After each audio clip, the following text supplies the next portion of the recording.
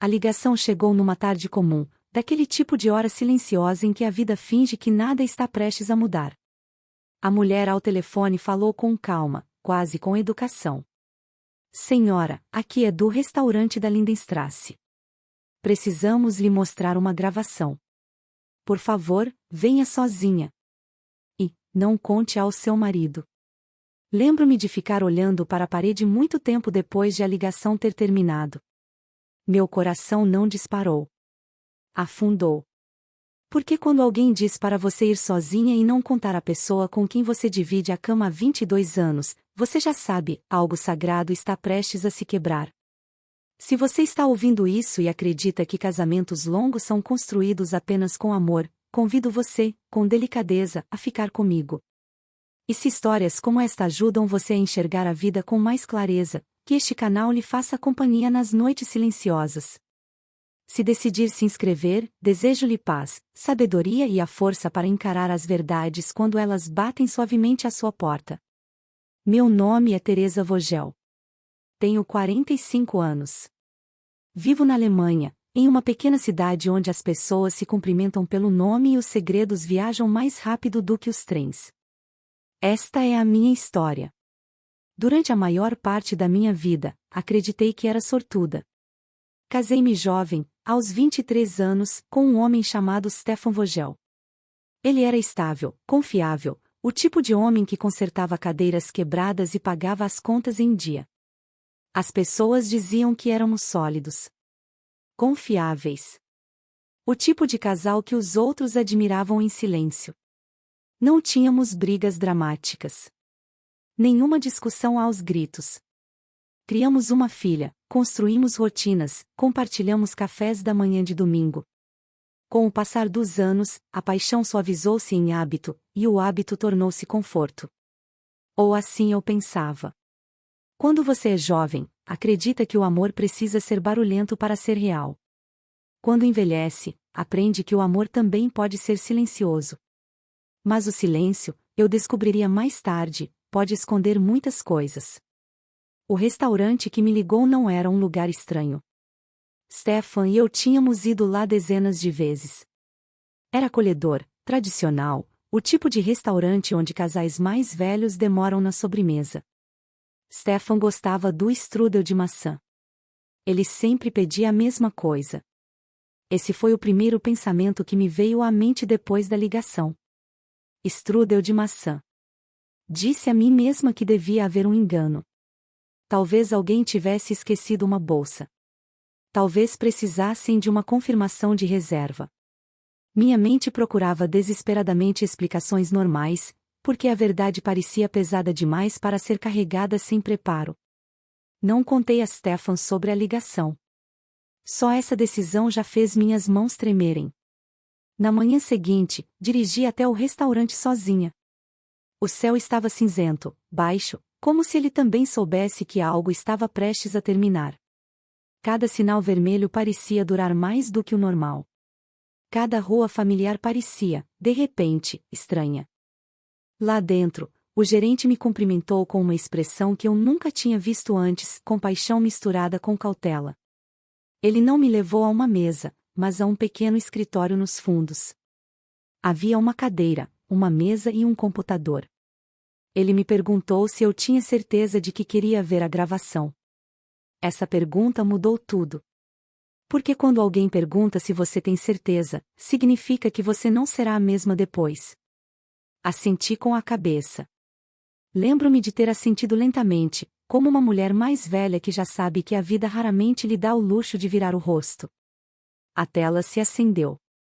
Antes de contar o que vi, preciso que você entenda quem eu era antes daquele momento.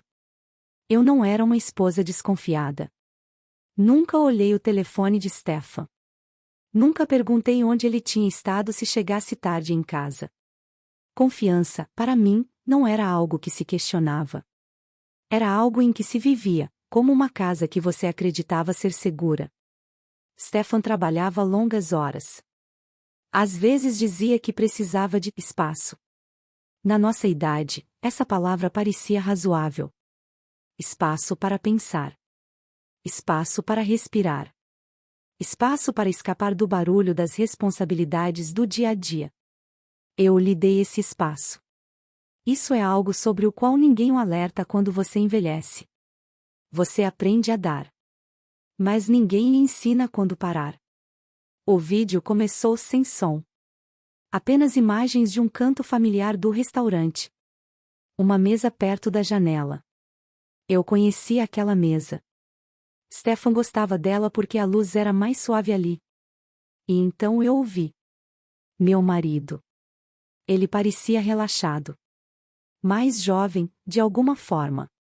Os ombros soltos, o rosto aberto de um jeito que eu não via em casa havia anos. Ele se inclinava para a frente, escutando. Sentada à sua frente estava uma mulher. Ela não era jovem. Isso me surpreendeu. Devia ter a minha idade, talvez um pouco mais nova. Bem vestida. Tranquila. Familiar de um jeito perturbador. Eles riram. Aquela risada sem som cortou mais fundo do que gritos jamais poderiam.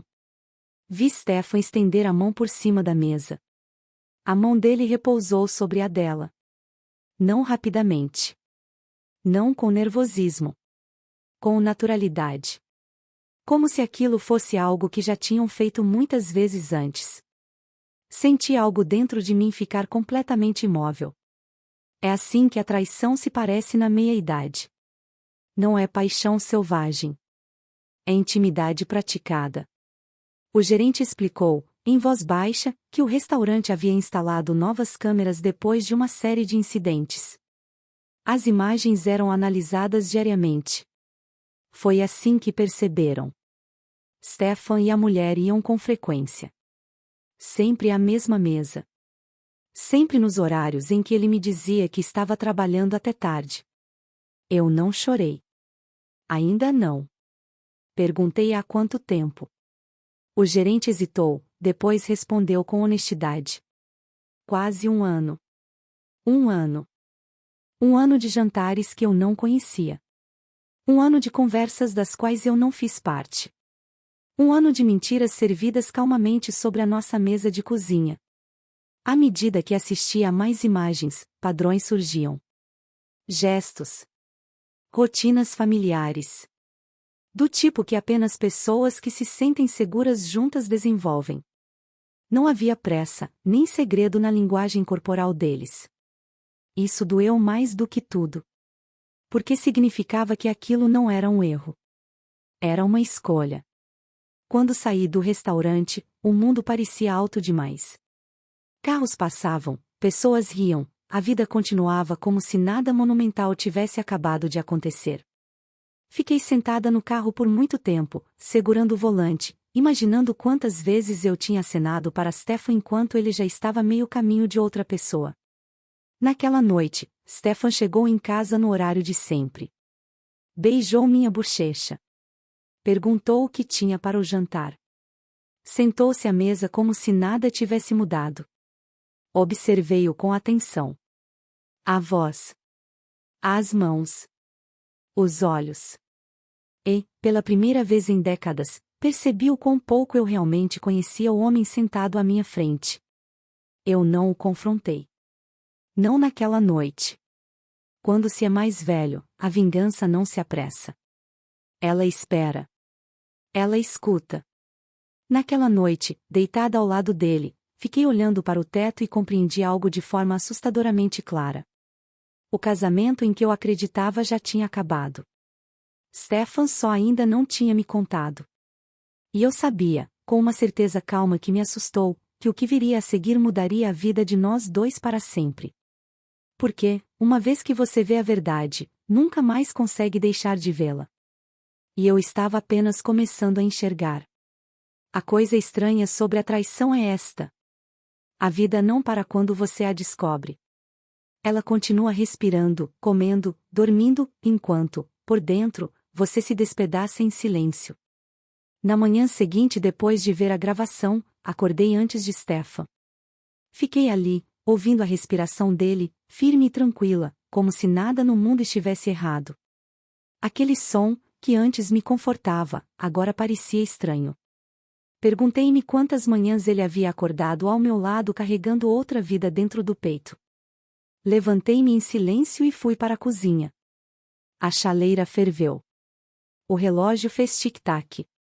Tudo parecia igual. E, ainda assim, nada era. Se você já amou alguém por décadas, vai entender esta parte. Você não explode. Não grita. Você fica muito cuidadosa. Começa a observar. A escutar. A medir cada palavra como se pudesse ser o último fragmento de verdade que você jamais receberá. Naquela manhã, Stefan me deu um beijo de despedida antes do trabalho. Sorriu. Disse, talvez eu chegue tarde hoje. Assenti com a cabeça e sorri de volta. Por dentro, algo frio se acomodou no lugar. Passei aquele dia lembrando da nossa vida juntos, não dos grandes momentos, mas dos pequenos. Do jeito como ele me trazia café sem eu pedir. De como segurava minha mão em funerais. Do orgulho silencioso em seus olhos quando nossa filha se formou. E me fiz a pergunta que tantas mulheres mais velhas têm medo de dizer em voz alta. Quando foi que eu deixei de ser suficiente? À tarde, o choque havia se transformado em algo mais afiado. Ainda não era raiva. Era clareza. Abri nossos antigos álbuns de fotos. Olhei para a mulher que eu fui, mais jovem, esperançosa, confiante. Não senti vergonha dela. Senti luto. Porque ela acreditou em algo que eu agora sabia que não era mais real. Naquela noite, Stefan chegou em casa mais tarde do que o habitual. Disse que o trabalho tinha sido exaustivo. Disse que estava com muita fome. Disse que nada de incomum havia acontecido. Observei o jantar e me perguntei se ele conseguia sentir o gosto da mentira. Mesmo assim, não o confrontei. Porque vingança, vingança de verdade, não começa com acusações. Ela começa com o silêncio. Nas semanas seguintes, aprendi o quanto eu havia treinado a mim mesma para ignorar meus instintos. Cada pequeno detalhe agora se destacava. O telefone sempre virado para baixo. O interesse repentino em se vestir melhor. O jeito como saía para atender certas ligações. Comecei a anotar tudo. Datas. Horários. Desculpas. Não porque eu precisasse de provas. Mas porque eu precisava de controle. Numa noite, Stefan mencionou o restaurante casualmente. Disse que um colega havia sugerido para um almoço de negócios.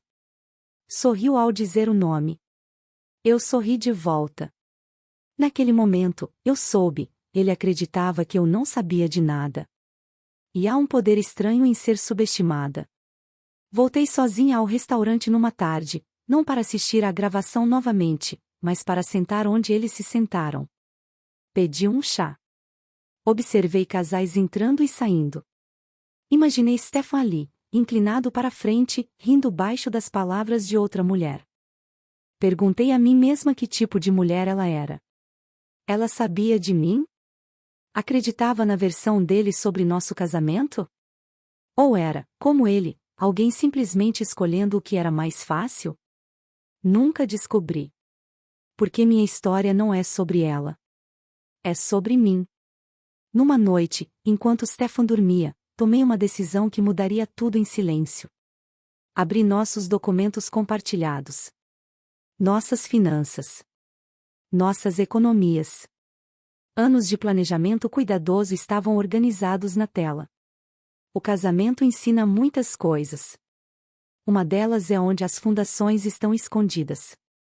Não tirei nada que não fosse meu. Apenas separei aquilo que sempre presumi ser nosso em algo mais claro. Mais seguro. Consultei um advogado, não para o divórcio, mas para obter conhecimento. Conhecimento não é traição. É preparação. O advogado falou com gentileza, com respeito. Não me apressou. Perguntou há quanto tempo eu sabia. Quando contei, ele assentiu lentamente, como se já tivesse ouvido aquela história muitas vezes. Isso me assustou mais do que qualquer outra coisa.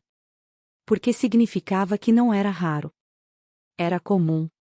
Em casa, tornei-me mais quieta. Até mais carinhosa. Cozinhei os pratos favoritos de Stefan. Ouvi quando ele falava. Fiz perguntas cujas respostas eu já conhecia. E quanto mais confortável ele ficava, mais descuidado se tornava. Numa noite, mencionou uma viagem curta. Só para clarear a cabeça, disse. Eu assenti. Por dentro, senti o peso da inevitabilidade. Naquela noite, fiquei acordada pensando nos anos que eu havia dado.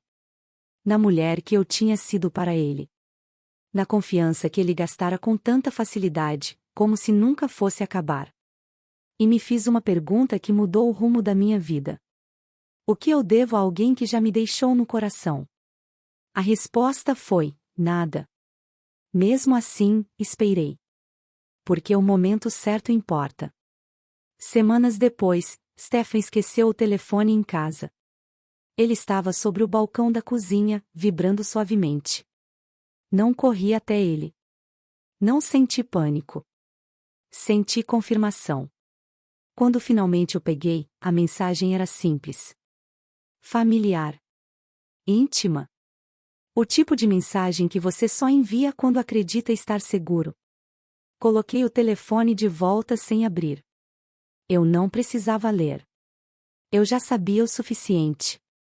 Naquela noite, Stefan disse que chegaria tarde novamente. Beijou minha testa desta vez, como um homem consolando uma criança. Aquele gesto quebrou algo dentro de mim. Porque a pena dói mais do que a traição. Fiquei sozinha na cozinha muito tempo depois que ele saiu, ouvindo o silêncio que ele havia criado. E, pela primeira vez, permiti-me imaginar um futuro sem ele. Não com medo. Mas com alívio. Ainda assim, não agi. Ainda não. Porque o momento mais poderoso não é quando você revela o que sabe. É quando decide o quanto de si mesma está disposta a perder. E eu tinha terminado de perder. A ligação do restaurante havia me mostrado a verdade. Mas o que eu planejava fazer com essa verdade ainda estava se revelando. Stefan não fazia ideia de que a mulher que ele acreditava estar esperando em silêncio em casa já havia entrado em uma versão diferente de si mesma. Uma que ele não reconheceria, até que fosse tarde demais. Existe um momento silencioso antes de todo o fim, quando o mundo parece desacelerar e esperar. Era exatamente ali que eu estava agora, não mais em choque, não mais perdida, mas desperta de uma forma que nunca tinha estado antes. Desperta para a verdade, e desperta para mim mesma. Stefan voltou da viagem 3 dias depois.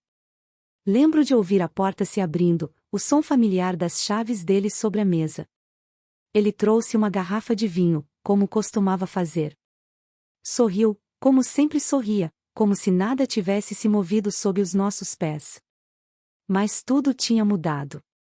Naquela noite, preparei o jantar devagar.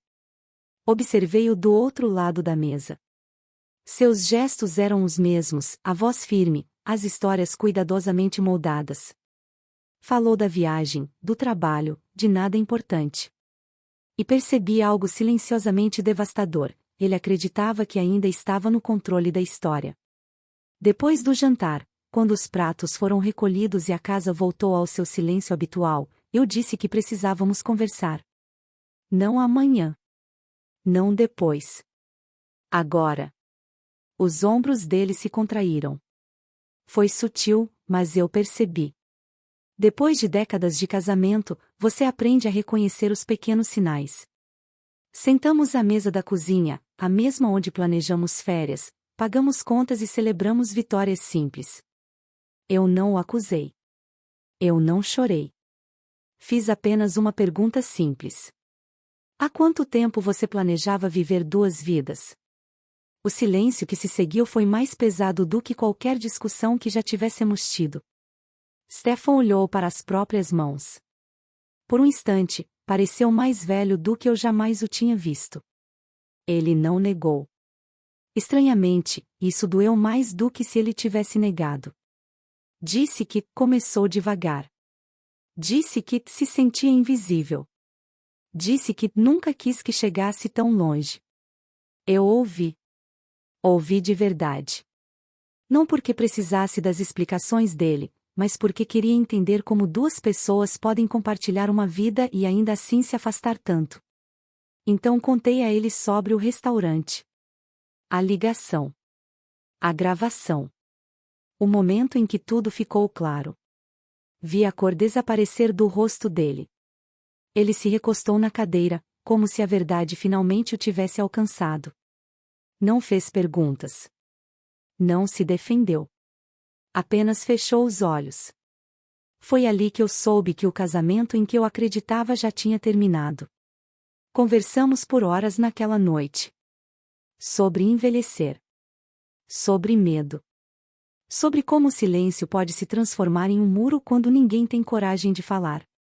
Ele admitiu que tinha medo de se tornar irrelevante, medo de ser visto apenas como marido, apenas como rotina. Eu disse que também me senti sozinha. Mas escolhi a honestidade. Ele escolheu a fuga. Entender a dor de alguém não apaga o dano que essa pessoa causa. Perto do amanhecer, quando o cansaço substituiu a emoção, chegamos à verdade que nenhum de nós podia evitar. Não poderíamos voltar a ser o que éramos. Confiança demais havia sido gasta. Decidimos nos separar. Sem gritos. Sem crueldade. Mas com a dignidade que deveria ter nos guiado muito antes. Contar para nossa filha foi a parte mais difícil. Ela ouviu em silêncio, o rosto imóvel, os olhos procurando os meus. Quando me abraçou, segurou por mais tempo do que o normal.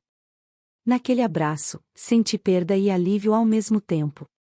Ela não me pediu para ficar. Perguntou se eu ficaria bem. Essa pergunta ficou comigo. As semanas seguintes foram lentas e práticas. Stefan arrumou suas coisas. Dividimos documentos, memórias, responsabilidades. Cada objeto parecia carregar uma história. Algumas eu guardei. Outras deixei ir. Houve momentos de dúvida. Noites em que a casa parecia vazia demais. Manhãs em que estendi a mão em busca de alguém que já não estava ali. Encerrar um casamento longo não é um único ato, é uma sequência de despedidas silenciosas. Mas havia algo mais. Liberdade. Não aquela liberdade barulhenta de que as pessoas falam, mas uma liberdade suave e constante. A liberdade de acordar sem me perguntar com quem eu estava sendo comparada. A liberdade de confiar novamente nos meus instintos. Numa tarde, voltei ao restaurante. Não para punir ninguém. Não para confrontar o passado. Apenas queria saber se aquele lugar ainda tinha poder sobre mim. Não tinha. Sentei sozinha, pedi um chá e observei a vida seguir ao meu redor. Casais conversavam. Garçons trabalhavam. O mundo continuava, exatamente como no dia em que recebi aquela ligação. Foi então que entendi algo profundamente importante. A gravação não destruiu meu casamento. Ela revelou a verdade dele. E a verdade, por mais dolorosa que seja, é sempre um começo. Hoje, minha vida é mais silenciosa. Caminho mais. Penso mais. Aprendi que estar sozinha não significa estar solitária. Significa ser honesta consigo mesma. Não odeio Stefan. Não desejo que ele sofra. Espero que ele aprenda a ser honesto antes que o silêncio lhe custe algo mais. Quanto à mulher da gravação, ela não ocupa mais espaço nos meus pensamentos. Ela fez parte de um capítulo, não da história inteira. Eu sou. Se você está ouvindo isso e carregando suas próprias dúvidas silenciosas, suas próprias perguntas sem resposta, quero que saiba disto: nunca é tarde demais para escolher a si mesma. Não por raiva. Não por vingança. Mas pela verdade. Porque a dignidade dura mais do que a traição. Aquela ligação secreta do restaurante mudou minha vida, não porque acabou com meu casamento, mas porque me devolveu algo que eu havia perdido aos poucos ao longo dos anos. Minha voz. Minha clareza. Meu autorrespeito. Obrigada por ouvir minha história até o fim. Se ela ressoou com você, se despertou memórias ou pensamentos seus, fique à vontade para compartilhá-los nos comentários. E se quiser ouvir mais histórias reais como esta, contadas com calma, honestidade e cuidado, considere se inscrever. Desejo a você paz, coragem e a força para encarar as verdades que realmente importam.